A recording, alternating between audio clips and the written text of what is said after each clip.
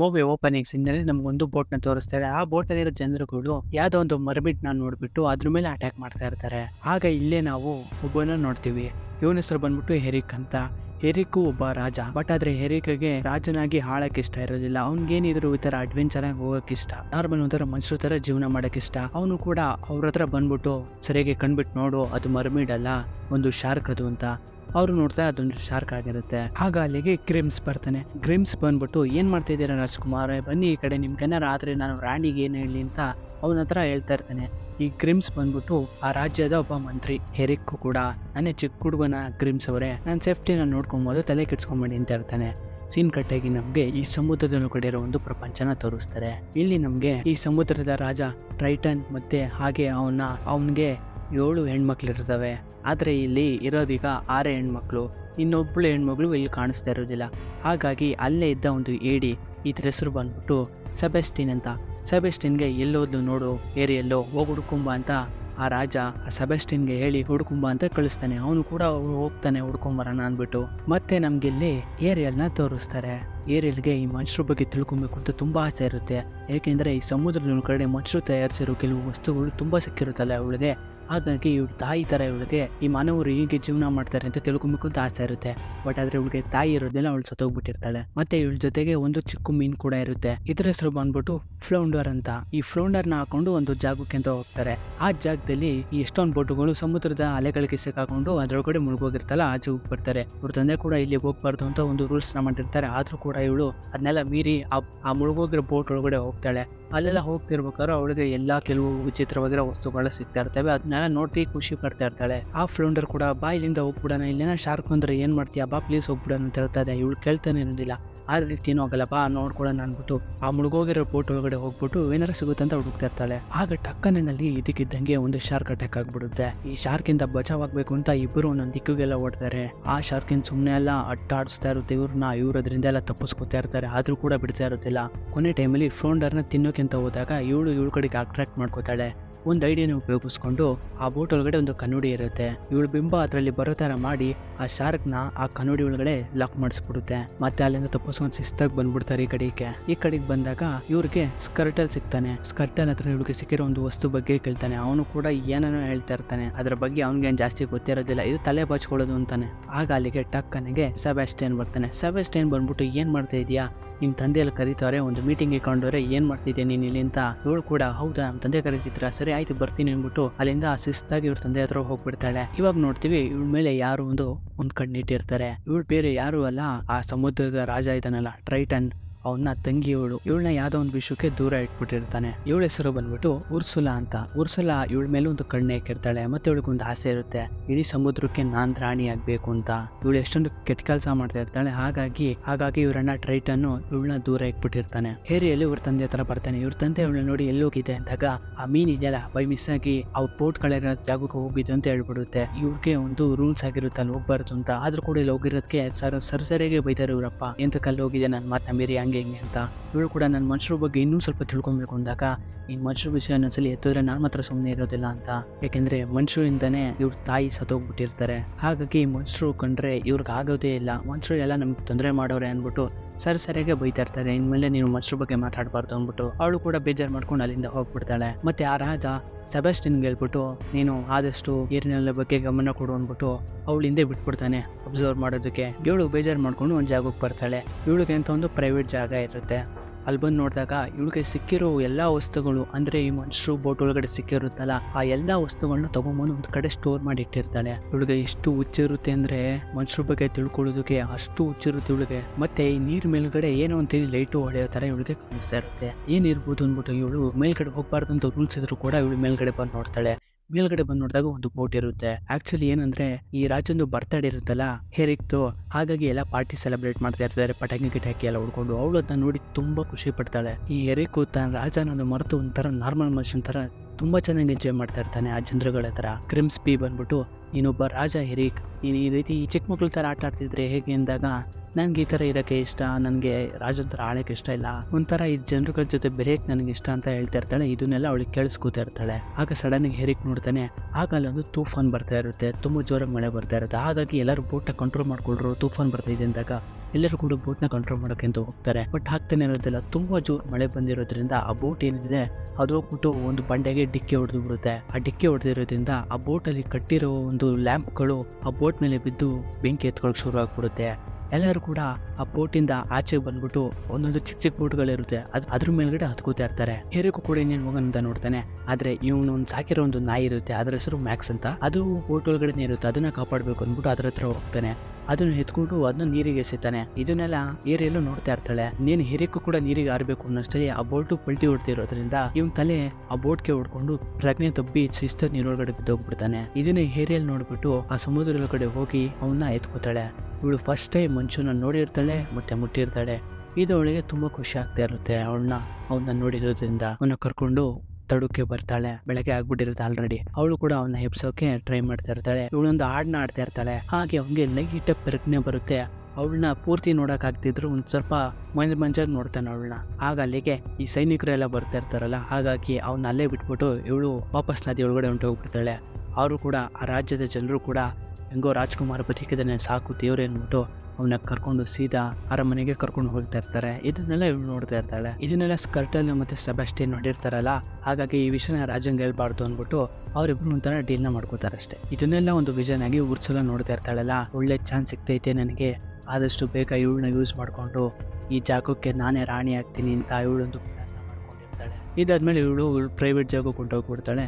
ಅಲ್ಲಿಗೆ ಸೆಬಾಸ್ಟಿಯನ್ ಬಂದ್ಬಿಟ್ಟು, ನೋಡು ನೀನು ಆ ರೀತಿ ಮಾಡಬಾರ್ದಿತ್ತು, ಇಂತಕ್ಕೆ ಹಂಗೆ ಮಾಡಿದೆ ಅಂದಾಗ ಅವಳು ಕೂಡ ಒಬ್ಬ ಪ್ರಾಣಿನ ಕಾಪಾಡೋದು ನನಗೆ ಇಂಪಾರ್ಟೆಂಟ್ ಆಗಿತ್ತು ಅಂತ ಅವಳು ಇವರಿಬ್ರು ಮಧ್ಯೆ ಇಲ್ಲ ಒಂದು ಸಾಂಗ್ ನಡೆಯುತ್ತೆ ಅಷ್ಟೇ. ಮತ್ತೆ ಸಿನ್ ಕಡೆಗೆ ನಮಗೆ ರಾಜನ ತೋರಿಸ್ತಾರೆ. ರಾಜನ ತಾಯಿ ಅವ್ನ ಮಂತ್ರಿ ಹತ್ರ ಹೇಳ್ತಾ ಇರ್ತಾರೆ, ಇವನಿಗೆ ಇಷ್ಟು ಹೇಳಿದ್ರು ಕೇಳೋದೇ ಇಲ್ಲ, ಇವನಿಗೇನಾದ್ರೆ ನಾನೇನು ಇದರ ಅಡ್ವೆಂಚರ್ ಆಗಿರೋ ಒಂದು ವಿಷಯಕ್ಕೆ ಹೋಗ್ಬೇಡ ಅಂತ ಹೇಳ್ತೀನಿ, ಆದರೂ ಕೂಡ ನನ್ನ ಮಾತನ್ನ ಕೇಳಲ್ಲ ಅಂತಾನೆ. ಆಗ ಅಲ್ಲಿಗೆ ಹೆರಿಕ್ ಬರ್ತಾನೆ. ಹೆರಿಕ್ ಬಂದ್ಬಿಟ್ಟು ಕ್ರಿಬ್ಸ್ಬಿ ಹತ್ರ ಆ ಹುಡುಗಿ ಬಗ್ಗೆ ಏನಾದರೂ ಗೊತ್ತಾಯ್ತು ನಿಮಗೆ ಅಂದಾಗ ಅವನು ಕೂಡ ಇಲ್ಲ ನಾವು ಹುಡುಕ್ತಾ ಇದ್ದೀವಿ, ಆದಷ್ಟು ಬೇಗ ಹುಡುಕ್ತೀವಿ ಅಂದಾಗ ನಿನ್ಗೆ ಯಾಕೆ ಬೇಕು ಆ ಹುಡುಗಿ ವಿಷಯ ಅಂತ ಈ ರಾಣಿ ಹೇಳ್ತಾ ಇರ್ತಾಳೆ. ಅದಕ್ಕೆ ಹೆರಿಕ್ ಅವಳು ನನ್ನ ಪ್ರಾಣನ ಕಾಪಾಡಿತಾಳಮ್ಮ, ಅವಳನ್ನ ಒಂದ್ಸರಿ ನಾನು ನೋಡ್ಲೇಬೇಕು ಅಂದಾಗ ಅವಳನ್ನ ಹೇಗಾದ್ರೂ ಮಾಡಿ ನಾನು ಹುಡುಕ್ಬೇಕು ಅಂತ ಹೇಳ್ತಾ ಇರ್ತಾನೆ.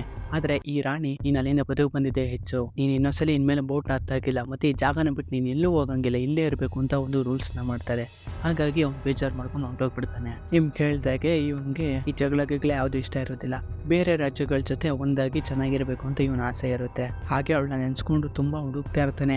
ಆಗಿದ್ರು ಕೂಡ ಇವ್ರ ಅಮ್ಮಂಗೆ ಗೊತ್ತಾಗ್ತೇನೆ ಹೋಗಿ ಸಮುದ್ರದೆಲ್ಲ ಹುಡುಕ್ತಾ ಇರ್ತಾನೆ, ಸಿಗ್ತಾನೆ ಇರೋದಿಲ್ಲ ಅವಳು. ಇಲ್ಲಿ ಏರಿಯಲ್ಲೂ ಅವ್ರ ಅಕ್ಕಂದಿರನ್ನ ನೋಡಕ್ಕೆ ಅಂತ ಬಂದಿರ್ತಾಳೆ. ಅವ್ರುಗಳು ಕೂಡ ಈ ಸಮುದ್ರದಲ್ಲಿ ಬಿದ್ದಿರೋ ಬಲೆಗಳು ಅವನ್ನೆಲ್ಲ ಎತ್ತಾಕ್ತಾ ಇರ್ತಾರೆ. ಈ ಮನುಷ್ಯರುಗಳು ಎಷ್ಟು ಗಲೀಜು ಮಾಡಿದಾರಪ್ಪ, ಇವರಿಂದನೇ ನಮ್ಗೆ ಅರ್ಧ ತೊಂದರೆ ಆಗ್ತಾ ಇರೋದು ಅಂತ. ಆಗ ಅವ್ರ ತಂದೆನೂ ಕೂಡ ಬರ್ತಾರೆ ಅಲ್ಲಿಗೆ. ಈ ಮನುಷ್ಯರಿಗೆ ಎಷ್ಟೇ ನಾವು ಸಹಾಯ ಮಾಡಿದ್ರು ಅವ್ರಿಗೆ ನಿಯತ್ತಿಲ್ಲ, ಹಂಗೆ ಹಿಂಗೆ ಅಂತ ಸರಿಯಾಗಿ ಮನುಷ್ಯರಿಗೆ ಬೈತಾ ಇರ್ತಾನೆ. ಆಗ ಏರಿಯಲ್ಲೂ ಅಂದ್ಬಿಟ್ಟು ಎಲ್ಲ ಮನುಷ್ಯರು ಒಂದೇ ಥರ ಇರೋದಲ್ಲ ತಂದೆ ಅಂದ್ಬಿಟ್ಟು ಅಲ್ಲಿಂದ ಹೊಂಟೋಗ್ಬಿಡ್ತಾಳೆ. ಇವರೆಲ್ಲ ಏನಾಯ್ತು ಏರಿಯಲ್ಗೆ, ಇವಳು ಯಾಕೆ ಇತ್ತೀಚೆಗೆ ನಮ್ಮ ಜೊತೆ ಜಾಸ್ತಿ ಟೈಮ್ ಸ್ಪೆಂಡ್ ಮಾಡಲ್ಲ, ಮುಂಚೆ ಆದರೆ ನಮ್ಮ ಜೊತೆ ಇರ್ತಿಲ್ಲಲ್ಲ ಅಂತ. ಇವ್ರ ತಂದೆ ಗೊತ್ತಾಗುತ್ತೆ ಮೋಸ್ಟ್ಲಿ ಇವಳಿಗೆ ಯಾರ ಮೇಲೋ ಲವ್ ಆಗಿರ್ಬೋದು ಅಂದ್ಬಿಟ್ಟು. ಹಾಗಾಗಿ ಸೆಬಾಸ್ಟಿನ ಕರೆಸ್ತಾರೆ ಅಲ್ಲಿಗೆ. ಸೆಬಾಸ್ಟಿನ ಈ ರಾಜ ಕೇಳ್ತಾನೆ ಏರಿಯಲ್ಗೆ ಯಾರ ಮೇಲಾರ ಲವ್ ಆಗಿದೆ ಅಂತ. ಅವನು ಕೂಡ ಹಾಗೇನಿಲ್ಲ ಎಂತಕ್ಕೆ ಅಂತ ಕೇಳಿದಾಗ ಅವಳು ಇತ್ತೀಚೆಗೆ ಯಾಕೋ ಒಬ್ಬೊಬ್ಳೆ ಇರ್ತಾಳೆ, ಒಬ್ಬೊಬ್ಳೆ ಮಾತಾಡ್ತಾ ಇರ್ತಾಳೆ, ಅದಕ್ಕೋಸ್ಕರ ಕೇಳ್ತಾ ಇರ್ತಾರೆ. ಇವನು ಆ ಥರ ಏನಿಲ್ಲ ಅಂತ ಇರ್ಬೇಕಾದ್ರೆ ಆ ರಾಜ ಒಂದ್ಸಲ ಕೂರಾಯಿಸ್ತಾನೆ ನೋಡ್ರಿ. ಇವನಿಗೆ ಭಯ ಬಿದ್ಬಿಟ್ಟು ಇರೋ ನಿಜನೆಲ್ಲ ಹೇಳ್ಬಿಡ್ತಾನೆ, ಈ ರೀತಿ ಏರಿಯಲ್ಲಿ ಹೋಗ್ಬಿಟ್ಟು ಮನುಷ್ಯರನ್ನ ಕಾಪಾಡಿದ್ಲು ಹಂಗೆ ಹಿಂಗೆ ಇರೋ ನಿಜನೆಲ್ಲ ಹೇಳ್ಬಿಡ್ತಾನೆ. ಅವನಿಗೆ ಒಂದು ನಿಮಿಷ ಶಾಕ್ ಹೋಗ್ಬಿಡುತ್ತೆ. ನಾನು ಹೇಳಿದ್ರು ಕೂಡ ನನ್ನ ಮಗಳು ನನ್ನ ಮಾತನ್ನ ಮೀರಿರ್ಲಿಲ್ಲ ಅಂದ್ಬಿಟ್ಟು ಇವನಿಗೆ ಕೋಪ ಬಂದ್ಬಿಡುತ್ತೆ. ಇಲ್ಲಿ ಏರಿಯಲ್ಲೂ ಅವಳು ಪ್ರೈವೇಟ್ ಜಾಗ ಇರುತ್ತಲ್ಲ, ಆ ಜಾಗಕ್ಕೆ ಬರ್ತಾಳೆ. ಜಾಗಕ್ಕೆ ಬಂದಾಗ ಇವ್ರ ತಂದೆಯಲ್ಲಿ ಇರ್ತಾನೆ. ಅವ್ರ ತಂದೆನ ನೋಡಿ ಇವ್ ನಿಮಿಷ ಶಾಕ್ ಒಳಗೆ. ನಾನು ಹೇಳಿದ್ರು ಕೂಡ ನನ್ನ ಮಾತನ್ನ ಮೀರಿ ಆ ಮನುಷ್ಯರಿಗೆ ಸಹಾಯ ಮಾಡೋಕೆ ಹೋದಿಯಲ್ಲ ಅಂದಾಗ ಅವರು ಸಾಯೋ ಪರಿಸ್ಥಿತಿಲಿ ಇದ್ರು ತಂದೆ.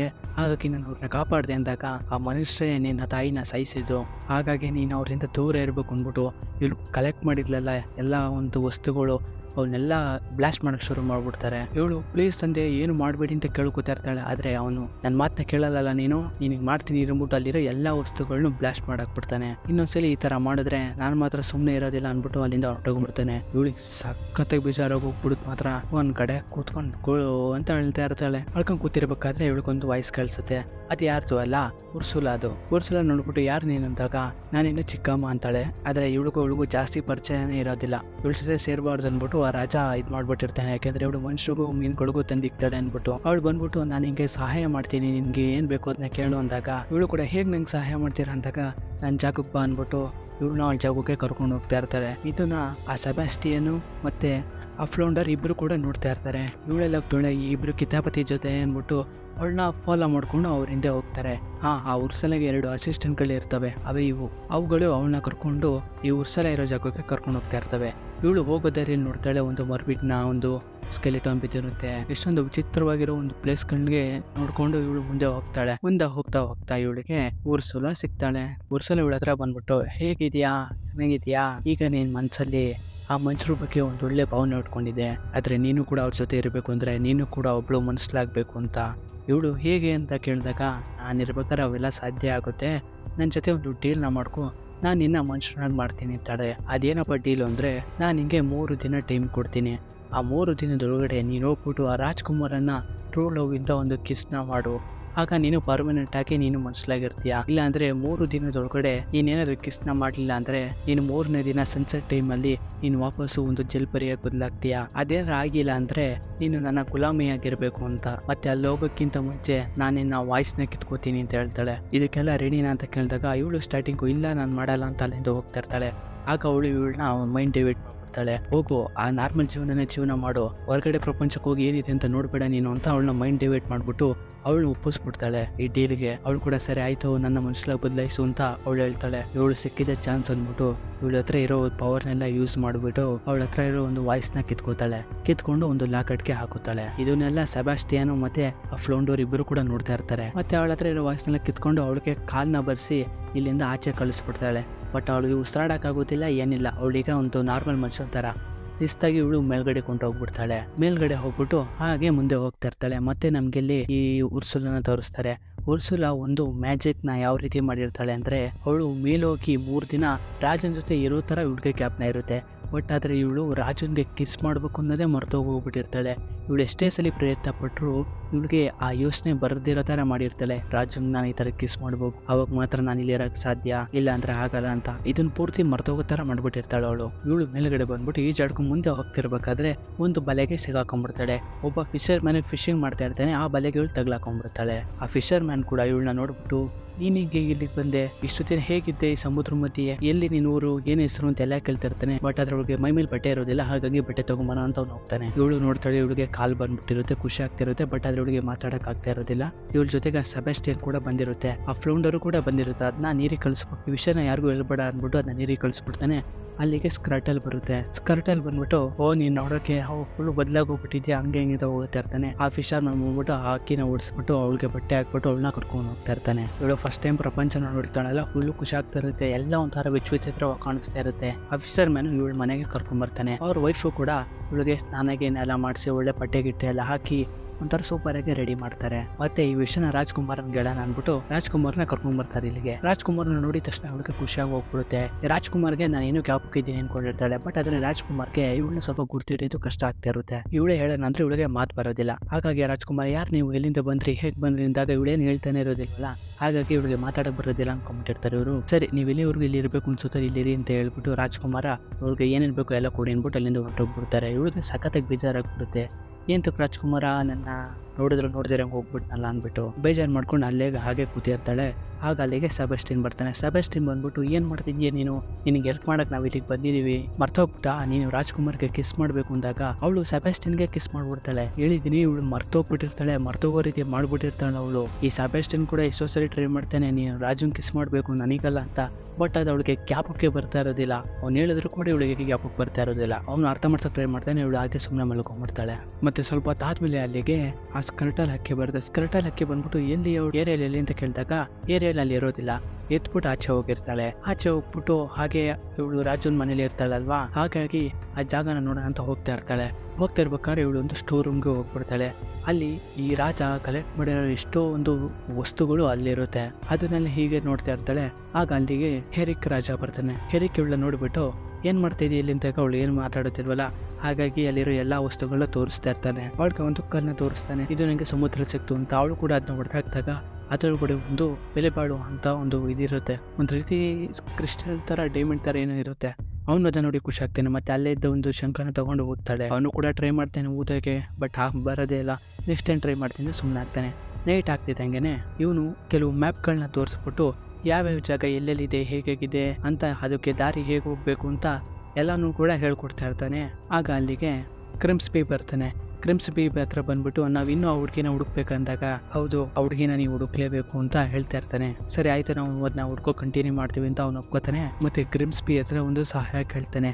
ನಾಳೆ ನನಗೊಂದು ಕುದುರೆ ಗಾಡಿ ಕೊಡಿ, ಈ ಹುಡುಗಿನ ಕರ್ಕೊಂಡು ನಾನು ಎಲ್ಲಾನು ತೋರಿಸ್ಕೊಂಡ್ಬರ್ತೀನಿ, ಎಲ್ಲ ಜಾಗನೂ, ಆದರೆ ನಮ್ಮ ಅಮ್ಮ ಗೊತ್ತಾಗಬಾರ್ದು ಆ ಥರ ನೋಡ್ಕೊಳ್ಳಿ ಅಂತಾನೆ. ಇವ್ರು ಕೂಡ ಸರಿ ಆಯ್ತು ನಾಳೆ ನಿಮಗೆ ಕುದುರೆ ಗಾಡಿ ಅರೇಂಜ್ ಮಾಡ್ಕೊಡ್ತೀನಿ ಅಂತ ಒಪ್ಕೋತಾನೆ. ಸೀನ್ ಕಟ್ಟಾಗಿ ನಾಳೆ ಬೆಳಗ್ಗೆ ತೋರಿಸ್ತಾರೆ. ಇಲ್ಲಿಗೆ ಒಂದಿನ ಆಗೋಯ್ತು. ಅವಳನ್ನ ಈ ಊರನ್ನ ಸುತ್ತಾಡ್ಸ್ಕೊಂಬರೋಣ ಅಂದ್ಬಿಟ್ಟು ಒಂದು ಕುದುರೆ ಗಾಡಿಯಿಂದ ಅವಳನ್ನ ಹತ್ತಿಸ್ಕೊಂಡು ಅಲ್ಲಿಂದ ಕರ್ಕೊಂಡು ಹೋಗ್ತಾ ಇರ್ತಾನೆ. ಕರ್ಕೊಂಡು ಆ ಊರನ್ನ ತೋರಿಸ್ಕೊಂಬರೋಣ ಅಂತ ಹೋಗ್ತಾ ಇರ್ತಾನೆ. ಹೋಗೋ ದಾರಿಲಿ ನೀನು ಓಡಿಸ್ತೀಯ ಅಂದ್ಬಿಟ್ಟು ಅವಳಿಗೆ ಆ ಕುದುರೆ ಗಾಡಿನ ಓಡಿಸಕ್ಕಂತ ಕೊಡ್ತಾನೆ. ಅವಳು ತಗೋ ಯಾಕೆ ಬೇಕು ಹಂಗೆ ಓಡ್ಸೋಕೆ ಶುರು ಮಾಡ್ಬಿಡ್ತಾಳೆ. ದಾರಿಲಿ ಎಷ್ಟೊಂದು ಜನ ಇರ್ತಾರೆ, ಅವ್ರನ್ನ ಎಲ್ಲರ ಕೈಲಿಂದ ತುಪ್ಪಿಸ್ಕೊಂಡು ಎಲ್ಲೆಲ್ಲಿ ಸಿಗುತ್ತಲ್ಲ ನುಗ್ಸಾಡ್ತಾ ಇರ್ತಾಳೆ ಕುದುರೆ ಗಾಡಿನ. ಅದು ಸರಿ ಓಡ್ತಾ ಇರುತ್ತೆ ಮುಂದಕ್ಕೆ. ಓಡ್ತಾ ಇವ್ರ ಮುಂದೆ ಒಂದು ಕುರಿಗಳು ಬಂದ್ಬಿಡುತ್ತೆ. ಹಾಗಾಗಿ ಆ ಕುದುರೆ ಗಾಡಿನ ಎಲ್ಲ ಸ್ಟಾಪ್ ಮಾಡ್ತಾನೆ. ರಾಜ ಕುರಿಗಳನ್ನೆಲ್ಲ ಸೈಡಿಗೆ ಸರ್ಸನ ಹತ್ರ ಹೋಗ್ತಾನೆ. ಮತ್ತೆ ನೋಡ್ತಾನೆ ಏರಿಯಾನಲ್ಲಿ ಇರೋದಿಲ್ಲ. ಏರಿಯಲ್ನ ಹುಡ್ಕೊಂಡು ಹೋಗ್ತಾನೆ. ಈ ಕಡೆ ನೋಡಿದ್ರೆ ಏರಿಯಲು ಒಂದು ಮಾರ್ಕೆಟಿಗೆ ಬಂದ್ಬಿಟ್ಟಿರ್ತಾಳೆ. ಮಾರ್ಕೆಟ್ ಎಲ್ಲೋ ಇಷ್ಟೊಂದು ವಿಚಿತ್ರವಾಗಿರೋದನ್ನೆಲ್ಲ ನೋಡ್ತಾ ಇರ್ತಾಳೆ.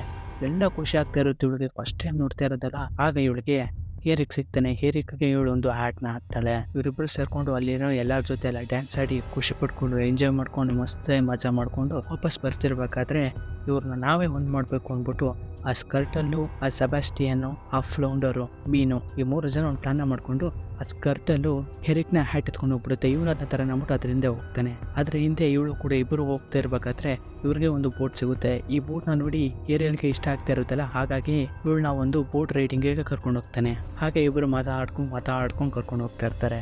ಇಲ್ಲಿ ಹೆರಿಕೋ ಅವಳನ್ನ ನೀನು ಹೆಸರೇನು ಅಂತ ಕೇಳ್ತಾನೆ. ಅವಳು ಕೂಡ ನಕ್ಷತ್ರಗಳನ್ನ ತೋರಿಸ್ಬಿಟ್ಟು ಅವನ ಬಾಯಿನ ಒಂಥರ ಸಿಂಕ್ ಮಾಡಿಬಿಟ್ಟು ಏರಿಯಲ್ ಅಂತ ಒಂದು ಹೆಸರನ್ನ ಒಂಥರ ಕೂರ್ತಿಡೋ ರೀತಿ ಮಾಡ್ತಾಳೆ. ಈ ಸೆಬಾಸ್ಟಿಯನು ಈ ಸ್ಕರ್ಟಲ್ಲು ಇವರೆಲ್ಲ ಸೇರ್ಕೊಂಡು ಅವರಿಬ್ರು ಇನ್ನೇನು ಕಿಸ್ ಕೊಡೋ ಥರ ಮಾಡ್ತಾ ಇರ್ತಾರೆ. ಅವರು ಕೂಡ ಇನ್ನೇನು ಕಿಸ್ ಕೊಡಬೇಕು ಅನ್ನೋಷ್ಟರಲ್ಲಿ ಆ ಬೋಟು ದಬಾಕೊಂಡ್ಬಿಡುತ್ತೆ. Just miss. ಇದನ್ನೆಲ್ಲ ಯಾರು ಮಾಡಿದ್ದಾರೆ ಅಂದರೆ ಈ ಉರ್ಸುಲ ಇದ್ದಾಳಲ್ಲ ಅವಳು ಮಾಡಿರ್ತಾಳೆ. ಜಸ್ಟ್ ಮಿಸ್ ಆಗಿದ್ರೆ ನಮ್ಮ ಪ್ಲ್ಯಾನ್ ಎಲ್ಲ ಹಾಳಾಗೋಯ್ತಿತ್ತಲ್ಲಪ್ಪ ಅಂತ ತಲೆ ಮೇಲೆ ಕೈ ಇಟ್ಕೊಂಡು ಇವಳು ಇನ್ನೊಂದು ಪ್ಲಾನ್ನ ಮಾಡೋಕ್ಕೆ ಯೋಚನೆ ಮಾಡ್ತಾ ಇರ್ತಾನೆ. ಇಲ್ಲಿ ಅವ್ರ ತಂದೆಗೆ ಏರಿಯಲ್ಲೂ ಕಾಣಿಸ್ತಾ ಇರೋದ್ರಿಂದ ಟೆನ್ಷನ್ ಆಗಿಬಿಟ್ಟಿರೋದು. ಹಾಗಾಗಿ ಇವ್ರ ಮಕ್ಳಿಗೆಲ್ಲ ಎಲ್ಲಿದ್ದಾಳೆ ಅವಳು ಹುಡುಕೋಗಿ ಬೇಗ ಹೋಗಿ ಹುಡುಕ್ರಿ ಅಂತ ಎಲ್ಲರೂ ಕೂಡ ಕಳಿಸ್ತಾರೆ ಹುಡ್ಕೋಕೆ ಅಂದ್ಬಿಟ್ಟು. ಇವರು ರಾಜ್ ಮಹಲ್ಗೆ ವಾಪಸ್ ಬರ್ತಾರೆ. ಕ್ರಿಮ್ಸ್ಬಿ ಏರಿಯಲ್ಲ ಮನ್ಕೊಳ್ಳಿ ಹೋಗಿ ಅಂತ ಅವಳನ್ನ ಕಳಿಸ್ತಾನೆ. ಅವಳು ಕೂಡ ಮಲ್ಕೊಳ್ಳೋಕೆ ಅಂತ ಹೊಂಟೋಗ್ಬಿಡ್ತಾಳೆ. ಇಲ್ಲಿಗೆ 2 ದಿನ ಮುಗಿಯುತ್ತೈತೆ. ಮತ್ತೆ ಹೆರಿಕ್ ಹತ್ರ ಬಂದ್ಬಿಟ್ಟು ನಾವಿನ್ನೂ ಆ ಹುಡುಗಿನ ಹುಡುಕ್ಬೇಕಂದಾಗ ಇವನಂತರ ಬಡ್ಬಡಿಸ್ತಾ ಇರ್ತಾನೆ. ಆಗ ಕ್ರಿಮ್ಸ್ಬಿ ಒಂದು ಮಾತನ್ನ ಹೇಳ್ತಾನೆ, ಸಿಕ್ತೇ ಇರೋದನ್ನ ಹುಡುಕೋ ಬದಲು ಇರೋದ್ರಲ್ಲಿ ತುಂಬಾ ಖುಷಿಯಾಗಿರ್ಬೇಕು ಮಹಾರಾಜರೇ ಅಂದ್ಬಿಟ್ಟು ಅಲ್ಲಿಂದ ಹೊರಟೋಗ್ಬಿಡ್ತಾನೆ. ಹೆರಿಕ್ ಕೂಡ ಆ ಹುಡುಗಿ ಎಲ್ಲೋದ್ಲು, ಹೆಂಗೆ ಕಾಣಿಸ್ತಿಲ್ಲ, ಏನು ಸಿಗ್ತಾಯಿಲ್ಲ ಅಂತ ಯೋಚನೆ ಮಾಡ್ಕೊಂಡು ಕೂತಿರ್ತಾನೆ. ಆಗ ಇವನಿಗೆ ಆ ವಾಯ್ಸು ಪುನಃ ಕೇಳಿಸುತ್ತೆ. ಆ ವಾಯ್ಸ್ ಫಾಲೋ ಮಾಡ್ಕೊಂಡು ಅದು ಎಲ್ಲಿ ಕಾಣಿಸುತ್ತೋ ಅಲ್ಲಿ ಹೋಗಿ ನೋಡ್ತಾನೆ. ಅಲ್ಲಿ ಒಂದು ಹುಡುಗಿ ಕುಂತಿರ್ತಾಳೆ. ಇಲ್ಲಿಗೆ ಸಿನ್ಕಟ್ಟಾಗಿ ಬೆಳಗ್ಗೆ ತೋರಿಸ್ತಾರೆ. ಇಲ್ಲಿ ಆ ಸ್ಕರ್ಟಲ್ ಬಂದ್ಬಿಟ್ಟು ಈ ಏರಿಯಲ್ನ ಎಬ್ಬಿಸ್ಬಿಟ್ಟು ನಡಿ ರಾಜನ ಹತ್ರ ಬೇಗ ಹೋಗ್ಬೇಕು, ನಡಿ ಬೇಗ ಏನೋ ಒಂದು ವಿಷಯ ಐತೆ ಅಂತ ಹೇಳಿ ಅವಳನ್ನ ರೆಡಿ ಮಾಡಿಸ್ಬಿಟ್ಟು ಶಿಸ್ತಾಗಿ ರಾಜನ ಹತ್ರ ಕರ್ಕೊಂಡು ಹೋಗ್ತಾಳೆ. ಅವಳು ಹೋಗ್ಬಿಟ್ಟು ಅಲ್ಲಿ ನೋಡಿದಾಗ ಅವಳ ಜೊತೆಗೆ ಬೇರೆ ಯಾರು ಇರ್ತಾರೆ. ಹೆರಿ ಕೂಡ ಇವಳ ನನ್ನ ನೀರಿಂದ ಕಾಪಾಡಿದ್ದು ಅಂದಾಗ ಆ ರಾಣಿ ಇವರಿಬ್ಬರಿಗೂ ಮದುವೆ ಮಾಡಿಸ್ಬೇಕು ಅಂತ ಡಿಸೈಡ್ ಮಾಡ್ಕೊಂಡಿರ್ತಾರೆ. ಇದನ್ನು ಕೇಳಿ ಏರಿಯಲ್ಗೆ ಫುಲ್ಲು ಬೇಜಾರಾಗಿ ಹೊಂಟೋಗ್ಬಿಡುತ್ತೆ. ಶಿಸ್ತಾಗಿ ಅಲ್ಲಿಂದ ಹೊಂಟೋಗ್ಬಿಡ್ತಾಳೆ. ಅವನಿಗೂ ಕೂಡ ಆ ಫೀಲಿಂಗ್ಸೇ ಬರ್ತಾ ಇರುತ್ತಿಲ್ಲ ಇವಳು ನನ್ನ ಕಾಪಾಡಿದ್ದಾಳೆ ಅಂತ. ಅವ್ನಿಗೆ ಇಷ್ಟ ಇಲ್ಲ ಅಂದ್ರೂ ಕೂಡ ಒಪ್ಕೋತಾನೆ. ಮತ್ತೆ ಅವಳ ಹತ್ರ ಇರೋ ಕತ್ತೆ ಇರೋ ಚೈನ್ ನೋಡಿ ನಮಗೆ ಗೊತ್ತಾಗುತ್ತೆ ಬೇರೆ ಯಾರು ಇಲ್ಲ ಅಕ್ಕ ಉರ್ಸುಲೆ ಅಂತ. ಈ ಸೆಬಾಸ್ಟಿಯನ್ ಮತ್ತೆ ಫ್ಲೌಂಡರ್ ಎಲ್ಲರೂ ಕೂಡ ಏರಿಯಲ್ಲೆಲ್ಲ ಓದ್ಲು ಹುಡುಕೋಗು ಅಂದ್ಬಿಟ್ಟು ಎಲ್ಲರೂ ಕೂಡ ಹುಡುಕೋಕೆ ಅಂತ ಹೋಗ್ತಾ ಇರ್ತಾರೆ. ಸ್ಕರ್ಟಲ್ಲು ಏರಿಯಲ್ನ ಹುಡ್ಕೊಂಡು ಮೇಲ್ಗಡೆ ಹಾರ್ತಿರ್ಬೇಕಾದ್ರೆ ಇವನಿಗೆ ಆ ವಾಯ್ಸ್ ಕೇಳಿಸುತ್ತೆ. ಏರಿಯಲ್ ವಾಯ್ಸು ಏನಿರ್ಬೋದು ಅಂದ್ಬಿಟ್ಟು ಆ ರಾಜ್ ಮಹಲ್ ಒಳಗಡೆ ಹೋಗಿ ನೋಡಿದಾಗ ಗೊತ್ತಾಗುತ್ತೆ ಇವನಿಗೆ ಅವ್ಳ ಕತ್ತಲ್ಲಿರೋ ಲಾಕೆಟ್ ಆಡ್ತಾ ಇರುತ್ತೆ. ಅವಳು ಆಡ್ತಾ ಇರೋದಿಲ್ಲ ಅದನ್ನ. ಮತ್ತೆ ಕನ್ನಡಿಲ್ ನೋಡ್ತಾನೆ ಅದು ಉರ್ಸಿಲ್ಲ ಅಂತ. ಏರಿಯಲ್ಗೆ ಮೋಸ ಆಗಿದೆ, ಇದನ್ನ ಹೇಗಾದ್ರೂ ಮಾಡಿ ಅವಳಿಗೆ ತಿಳಿಸ್ಬೇಕು ಅಂದ್ಬಿಟ್ಟು ಶಿಸ್ತಾಗಿ ಏರಿಯಲ್ ಹತ್ರ ಬರೋಕೆ ಶುರು ಮಾಡ್ತಾನೆ. ಇಲ್ಲಿ ಏರಿಯಲ್ ತುಂಬಾ ಬೇಜಾರು ಮಾಡ್ಕೊಂಡು ಕೂತಿರ್ತಾಳೆ. ಅಲ್ಲಿಗೆ ಸೆಬಾಸ್ಟಿಯನ್ ಬಂದ್ಬಿಟ್ಟು ಈ ರೀತಿ ಬೇಜಾರು ಮಾಡ್ಕೊಂಡು ಕೂತ್ಕೊಂಡ್ರೆ ಹೆಂಗೆ, ನೀನು ನಿನ್ನ ಹಠನ ಬಿಡಬಾರ್ದು, ನೀನು ಅವನ್ನ ಇಷ್ಟಪಟ್ಟಿದ್ದೆ ಆದಮೇಲೆ ನೀನು ಅವನ್ನ ಪಡ್ಕೊಬೇಕು ಅಂತ ಅವ್ನಿಗೆ ಮೋಟಿವೇಶನ್ ತುಂಬ್ತಾ ಇರ್ತಾನೆ. ಆಗ ಅಲ್ಲಿಗೆ ಈ ಸ್ಕರ್ಟಲ್ಲಿ ಬಂದ್ಬಿಟ್ಟು ಹೀರೋನ್ ಇದನ್ನೆಲ್ಲ ಹೇಳ್ಬಿಡುತ್ತೆ. ಈ ರೀತಿ ನಿಮಗೆ ಮೋಸ ಆಗ್ತೈತೆ, ರಾಜನ್ಗೂ ಮೋಸ ಆಗ್ತೈತೆ, ಅವಳು ಬೇರೆ ಯಾರು ಅಲ್ಲ ಉರ್ಸುಲ ಅಂತ. ಇವಳು ಉರ್ಸುಲ ನನಗೆ ಮೋಸ ಮಾಡ್ತೇನೆ ಅಂದ್ಬಿಟ್ಟು ಈ ರಾಜನ್ಗೆ ಇರೋದ್ನೆಲ್ಲ ಹೇಳ್ಬಿಡೋಣ ಅಂದ್ಬಿಟ್ಟು ಆ ರಾಜನ ಅವ್ಳ ಜೊತೆ ಮದುವೆ ಆಗೋದನ್ನ ತಡೆಯೋಣ ಅಂದ್ಬಿಟ್ಟು ಶಿಸ್ತಾಗಿ ಪುನಃ ಇವಳ ಹತ್ರ ಬರಕ್ ಶುರು ಮಾಡ್ಬಿಡ್ತಾನೆ. ಇವರೆಲ್ಲರೂ ಕೂಡ ಇದನ್ನ ತಡಿಬೇಕು ಅಂತ ಆ ಜಾಗಕ್ಕೆ ಹೋಗ್ತಾ ಇರ್ತಾರೆ. ಇಲ್ಲಿ ಎರಿಕ್ ಕ್ರಿಮ್ಸ್ಬಿ ಹತ್ರ ನೀವು ಏರಿಯಲ್ ನ ನೋಡ್ತಾ ಅಂದಾಗ ಇಲ್ಲ ಗೊತ್ತಿಲ್ಲ ಅವಳಿಗೆ ರಾಜನ ಬಿಟ್ಬಿಟ್ಟು ಹೋಗ್ತಿದ್ರಂತೆ ಅಂತ ಸೈನಿಕರು ಹೇಳಿದ್ರು ನನಗೆ ಅಂತ ಹೇಳ್ತಾರೆ. ಕ್ರಿಮ್ಸ್ಬಿಗೂ ಇಷ್ಟ ಇರೋದಿಲ್ಲ ಈ ರಾಜ್ಕುಮಾರ ಇವಳ ಮದ್ವೆ ಆಗೋದು, ಅಂದ್ರೆ ಏರಿಯಲ್ನಲ್ಲ ಇನ್ನೊಬ್ಳು ಹೊಸ್ತಾಗಿ ಬಂದಿರ್ತಾಳಲ್ಲ ಅವಳನ್ನ. ಅವನಿಗೂ ಕೂಡ ಏನ್ ಮಾಡ್ಬೇಕು ಅಂತ ಅರ್ಥನೇ ಆಗ್ತಾ ಇರೋದಿಲ್ಲ ಎರಿಕ್ಗೆ. ಇವರಮ್ಮ ಇವನ ಹತ್ರ ಬಂದ್ಬಿಟ್ಟು ತುಂಬಾ ಚೆನ್ನಾಗಿದ್ದಾಳೆ ಅವಳು, ಆದಷ್ಟು ಬೇಗ ನಿಮ್ಮಿಬ್ರಿಗೂ ಮದ್ವೆ ಮಾಡಿಸ್ತೀವಿ. ಈಗ ಬರೀ ಇಂಟ್ರೊಡಕ್ಷನ್ ಮಾಡಕ್ ಮಾತ್ರ ಮಾಡಿರ್ತಾರೆ, ಒಂಥರ ಎಂಗೇಜ್ಮೆಂಟ್ ತರ. ಇವಳು ಫಾಸ್ಟ್ ಆಗಿ ಇವಳು ಬರ್ತಾ ಇರ್ತಾಳೆ ಹೆರಿಕ್ ಹತ್ರ. ಇಲ್ಲಿ ಆ ಸ್ಕರ್ಟ್ ಅಲ್ಲಿ ಇವಳ ಮೇಲೆ ಅಟ್ಯಾಕ್ ಮಾಡ್ಬಿಡುತ್ತೆ, ಆ ಡಾಗಿನೂ ಕೂಡ ಇವಳ ಮೇಲೆ ಅಟ್ಯಾಕ್ ಮಾಡುತ್ತೆ. ಅವಳು ಅದರಿಂದೆಲ್ಲ ತಪ್ಪಿಸ್ಕೊತಿರ್ಬೇಕಾದ್ರೆ ಆಗ ಟಕ್ಕನಾಗ ಅಲ್ಲಿಗೆ ಏರಿಯಲ್ ಬರ್ತಾಳೆ. ಏರಿಯಲ್ ಬಂದ್ಬಿಟ್ಟು ಅವಳ ಹತ್ರ ಇರೋ ಒಂದು ಲಾಕೆಟ್ನ ಕಿತ್ಕೊಂಡು ಅದನ್ನ ನೆಲಕ್ಕೆ ಹೊಡೆದಾಕ್ಬಿಡ್ತಾಳೆ. ಹೊಡೆದಾಕ್ತಿದ್ದಂಗೆ ಅವಳ ಹತ್ರ ಇದ್ದ ಒಂದು ವಾಯ್ಸು ಅವಳಿಗೆ ವಾಪಸ್ ಬಂದ್ಬಿಡುತ್ತೆ. ಎರಿಕೆಗೆ ಗೊತ್ತಾಗ್ಬಿಡುತ್ತೆ ಇವ್ ನಾನು ಹುಡುಕ್ತಾ ಇದ್ದಂತ ಹುಡುಗಿ, ನನ್ನ ಕಾಪಾಡ್ತಿದ್ದಂತ ಹುಡುಗಿ, ನಾನು ಪರಿಚಯಿಸ್ತಾ ಇರೋದಂತ ಹುಡುಗಿ ಎಲ್ಲ ಕೂಡ ಒಬ್ಳೆ, ಅದು ಏರಿಯಲ್ ಅಂತ. ಏರಿಯಲ್ನ ನೋಡಿ ಎರಿಕೆಗೆ ಖುಷಿ ಆಗ್ತಾ ಇರುತ್ತೆ. ಇನ್ನೇನು ಇವರು ಕಿಸ್ ಮಾಡ್ಕೊಬೇಕು ಅನ್ನೋಷ್ಟರಲ್ಲಿ ಆ ಸನ್ಸೆಟ್ ಹಾಗೆ ಹೋಗ್ಬಿಡುತ್ತೆ. ಹಾಗಾಗಿ ಅವಳು ಒಂದು ಬರ್ಮಿಡ್ ಆಗಿ ಪುನಃ ಬದಲಾಗ್ಬಿಡ್ತಾಳೆ. ಇವಳು ಉರ್ಸಿಲ್ಲ ನಾನು ಅನ್ಕೊಟ್ಟಿದ್ದ ಪ್ಲಾನ್ ಸಕ್ಸಸ್ ಆಯ್ತು ಅಂತ ಹೇಳಿ ಅವಳು ನಿಜ ರೂಪಕ್ಕೆ ಬಂದ್ಬಿಟ್ಟು ಅಲ್ಲಿರೋ ಎಲ್ಲರಿಗೂ ಹೊಡೆದು ಏರಿಯಲ್ನ ಕರ್ಕೊಂಡು ಶಿಸ್ತಾಗಿ ಪುನಃ ಸಮುದ್ರದ ಕಡೆ ಹೊಂಟೋಗ್ಬಿಡ್ತಾಳೆ. ರಾಜ್ಕುಮಾರನೇ ಅವಳನ್ನ ಕಾಪಾಡಬೇಕು ಅಂತ ಬರ್ತಾ ಇರ್ತಾನೆ. ಇಲ್ಲಿ ಅವಳನ್ನ ಎಳ್ಕೊಂಡು ಹೋಗ್ತಿರ್ಬೇಕಾದ್ರೆ ಆಗ ಅಲ್ಲಿಗೆ ಇವ್ರ ತಂದೆ ಟ್ರೈಟನ್ ಬರ್ತಾನೆ. ಟ್ರೈಟನ್ ಬಂದ್ಬಿಟ್ಟು ಏಂತಕ್ಕೆ ನನ್ನ ಮಗಳನ್ನ ಈ ರೀತಿ ಹಿಂಸೆ ಕೊಡ್ತಾ ಇದೀಯ ಅಂದಾಗ ನಿನ್ನ ಮಗಳೇ ನನ್ನ ಹತ್ರ ಒಂದು ಡೀಲ್ನ ಮಾಡ್ಕೊಂಡಿತ್ತು, ಅದು ಈಗ ಫೇಲ್ ಆಯಿತು, ಇನ್ಮೇಲೆ ಇವಳು ನನ್ನ ಗುಲಾಮಿ ಅಂತ.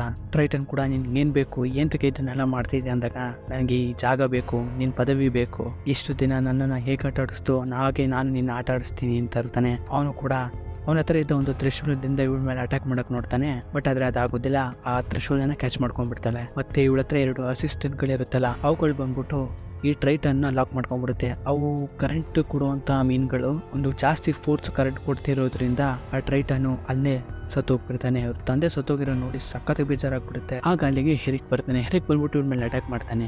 ನನ್ನ ಮೇಲೆ ಅಟ್ಯಾಕ್ ಮಾಡ್ತೀಯ ನೀನು ಅನ್ಬಿಟ್ಟು ಆ 2 ಅಸಿಸ್ಟೆಂಟ್ಗಳನ್ನ ಅವನ್ನ ಹಿಡಿಯಕ್ಕೆ ಅಂತ ಕಳಿಸ್ತಾನೆ. ಆ 2 ಅಸಿಸ್ಟೆಂಟ್ಗಳು ಅವನ ಕಾಲನ್ನ ಲಾಕ್ ಮಾಡ್ಕೊಂಡ್ಬಿಡ್ತವೆ. ಇವಳು ಆ ತ್ರಿಶೂಲದಿಂದ ಆ ಹೆರಿಕ್ನ ಸಾಯಿಸಕ್ಕೆ ಅಂತ ಹೋಗ್ತಾ ಇರ್ತಾಳೆ. ಅಷ್ಟರಲ್ಲಿ ಹಿಂದಗಡೆಯಿಂದ ಏರಿಯಲ್ಲೂ ಆ ಗುರಿನ ಮಿಸ್ ಮಾಡ್ಬಿಡ್ತಾಳೆ. ಆ ಗುರಿ ಹೋಗ್ಬಿಟ್ಟು ಆ 2 ಅಸಿಸ್ಟೆಂಟ್ಗಳಿಗೆ ಬಿದ್ಬಿಟ್ಟು ಅವುಗಳು ಸತ್ತೋಗ್ಬಿಡ್ತವೆ. ಇವಳು ಅದು ನೋಡಿ ಫುಲ್ಲು ರೊಚ್ಚಿಗೆದ್ಬಿಟ್ಟು ಒಂದು ದೊಡ್ಡ ಅವತಾರ ರೂಪಕ್ಕೆ ಬಂದ್ಬಿಡ್ತಾಳೆ. ಫುಲ್ಲು ದೊಡ್ಡೋಳಾಗ್ಬಿಟ್ಟು ಆ ತ್ರಿಶೂಲದಿಂದ ಆ ಸಮುದ್ರನೇ ತಿರ್ಗೋಕ್ ಶುರು ಮಾಡ್ಬಿಡ್ತಾಳೆ.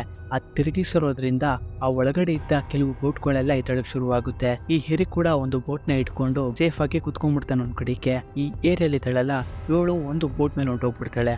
ಆ ಬೋಟ್ ತುದಿ ಒಂಥರ ಒತ್ತುಕ್ಕೆ ಚೂಪಾಗಿರುತ್ತೆ. ಇದನ್ನ ತಗೊಂಡೋಗಿ ಅವಳು ಹೊಟ್ಟೆ ಚುಚ್ಚಿಸ್ಬಿಡೋಣ ಅಂದ್ಬಿಟ್ಟು ಆ ಬೋಟ್ ಒಳಗಡೆ ಹೋಗ್ಬಿಟ್ಟು ಅದನ್ನ ಕಂಟ್ರೋಲ್ ಮಾಡ್ಕೊಂಡು ಶಿಸ್ತಾಗಿ ಹೋಗ್ಬಿಟ್ಟು ಆ ಬೋಟ್ನ ಎತ್ಕೊಂಡೋಗಿ ಅವಳು ಹೊಟ್ಟೆಗೆ ಚುಚ್ಚಿಸ್ಬಿಡ್ತಾಳೆ. ಅದು ಚೂಪಾಗಿರುತ್ತಲ್ಲ ಅದು ಸರಿಯಾಗಿ ಚುಚ್ಚಿಬಿಡುತ್ತೆ. ಹಾಕೊಂಡ್ ಕತೆ ಫಿನಿಶ್. ಉರ್ಸುಲಾ ಅಲ್ಲೇ ಡೆತ್ ಆಗಿ ಹೋಗ್ಬಿಡ್ತಾಳೆ. ಅವಳು ಡೆತ್ ಆಗಿರೋದ್ರಿಂದ ಆ ತ್ರಿಶೂಲ ಕೆಳಗಡೆ ಬೀಳ್ತಾ ಇರುತ್ತೆ. ಇವಳು ಅದನ್ನ ತರನ ಅಂತ ಹೋಗ್ತಾಳೆ. ಅದು ಹೋಗಿ ಒಂದು ಭೂಮಿ ಟಚ್ ಆಗಿದ ತಕ್ಷಣ ಇವ್ರ ತಂದೆ ಮತ್ತೆ ಜೀವಂತವಾಗಿ ವಾಪಸ್ ಎದ್ದೇಳ್ತಾನೆ. ಇವಳು ತಂದೆಗೆ ಸಾರಿ ಕೇಳ್ತಾಳೆ, ನನ್ನಿಂದನೇ ರೀತಿ ಆಗಿದ್ದು ಅಂತ, ನಾನು ಇನ್ಮೇಲೆ ಯಾವತ್ತೂ ಕೂಡ ಮನುಷ್ಯನ ಮೀಟ್ ಮಾಡಕ್ ಹೋಗಲ್ಲ, ತಲೆ ಕೆಡ್ಸ್ಕೊಂಬೇಡ ಸಾರಿ ಅಂತ ಹೇಳ್ತಾಳೆ. ಹೆರಿಕು ಈಜಾಡ್ಕೊಂಡು ದಡದಕ್ಕೆ ಬರ್ತಾನೆ. ಅಲ್ಲಿರೋ ಎಲ್ಲರೂ ಕೂಡ ಇವ್ರನ್ನ ಕರ್ಕೊಂಡು ಹೋಗೋಣ ಅಂತ ಬಂದಿರ್ತಾನೆ. ಹೆರಿಕು ಕ್ರಿಮ್ಸ್ಬಿ ಹತ್ರ ಬೇಗ ರೆಡಿ ಮಾಡು, ಬೋಟ್ಗಳನ್ನ ರೆಡಿ ಮಾಡು, ನಾವು ವಾಪಸ್ ಕರ್ಕೊಂಡ್ಬರ್ಬೇಕು ಬೇಗ. ಆದರೆ ಇವ್ರ ಅಮ್ಮ ಬಂದ್ಬಿಟ್ಟು, ನೋಡು ಮಗು ನೀನೊಬ್ಬ ಮನುಷ್ಯ, ಅವಳೊಬ್ಳು ಒಂದು ಮರ್ಮೇಡ್, ನೀವಿಬ್ಬರು ಹೇಗೆ ಒಂದಾಗಕ್ಕೆ ಸಾಧ್ಯ? ನಮ್ಮ ದುನಿಯಾನೇ ಬೇರೆ, ಅವರ ದುನಿಯಾನೇ ಬೇರೆ ಕಣೋ, ಅವಳು ಯಾವತ್ತೂ ನಿನ್ನ ಜೊತೆಗೆ ವಾಪಸ್ ಬರಲ್ಲ, ಅಷ್ಟೇ ಅವಳು ಹೊಂಟೋದ್ಲು ಅಂದ್ಬಿಟ್ಟು ಅವನ್ನ ಸಮಾಧಾನ ಮಾಡ್ತಾ ಇರ್ತಾಳೆ. ಇದೆಲ್ಲ ಇಲ್ಲಿಗೆ ಮುಗೀತು, ಇನ್ಮೇಲೆ ಅವಳು ನಂಗೆ ಸಿಗಲ್ಲ ಅಂದ್ಬಿಟ್ಟು ಇವನು ಅಲ್ಲಿಂದ ಬೇಜಾರು ಮಾಡ್ಕೊಂಡು ಹೊಂಟೋಗ್ಬಿಡ್ತಾನೆ. ಇಲ್ಲಿ ರಾಜ ಟ್ರೈಟನ್ನ ತೋರಿಸ್ತಾನೆ. ಇವನಿಗೆ ಸಖತ್ತಾಗಿ ಬೇಜಾರಾಗಿ ಹೋಗ್ತಾ ಇರುತ್ತೆ. ಏಂತಕ್ಕೆ ಈ ಥರ ಆಯ್ತು ಅಂದ್ಬಿಟ್ಟು ಅವಳ ಮಗಳನ್ನ ನೋಡೋಕೆ ಅಂತ ಬರ್ತಾನೆ. ಇವಳ ಮಗಳು ಆ ಎರಿಕಿದ್ದಂಥ ರಾಜ್ಯನ ನೋಡ್ಕೊಂಡು ಸುಮ್ಮನೆ ಬೇಜಾರಾಗಿ ಕೂತ್ಕೊಂಡಿರ್ತಾಳೆ. ಇವ್ರ ಮಗಳನ್ನ ನೋಡ್ಬಿಟ್ಟು ಇವನಿಗೆ ಬೇಜಾರಾಗಿ ಹೋಗ್ಬಿಡುತ್ತೆ.